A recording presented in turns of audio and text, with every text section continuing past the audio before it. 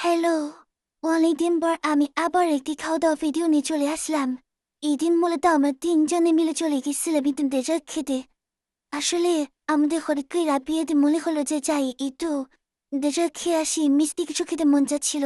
তো আমরা চলে গেলাম কফি ভ্যালিতে। যদিও ওদের বসতে আমি দেখলাম, তাই ভাবলাম কফি ভ্যালিতে যাওয়া যাক। তারপরেই দেখো তোমরা আমরা চলে এলাম কফি ভ্যালিতে।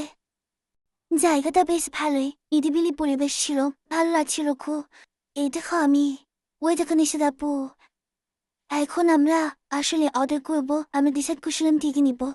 তারপর এই যে তোমরা বাটারস্কচ খেতে দেখো কি আমি দিতে।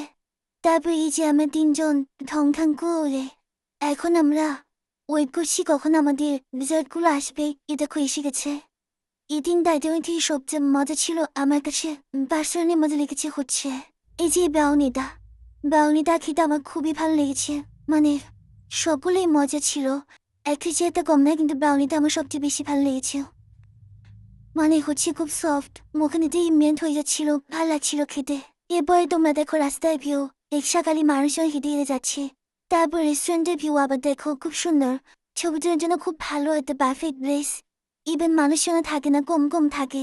তো মন মতো তোমার ছবি তুলতে পারবে এখানে খেলে। এরপর আমরা এখান থেকে বের হয়ে একটু ফুলের দোকানে গেলাম। লিলি ফুল দেখে তো মাথা নষ্ট, এত সুন্দর দেখতে ফুলগুলো, যেমন সুন্দর দেখতে তেমন সুন্দর রান। তারপর আমি দুটো ফুল কিনলাম। ফুল কিনে আমি তো গজ কাপড় কেনার উদ্দেশ্যে গেলাম হীরা মার্কেটে। তো আমরা গজ কাপড় কিনে আজকে বাসে চলে যাচ্ছি, দাদা।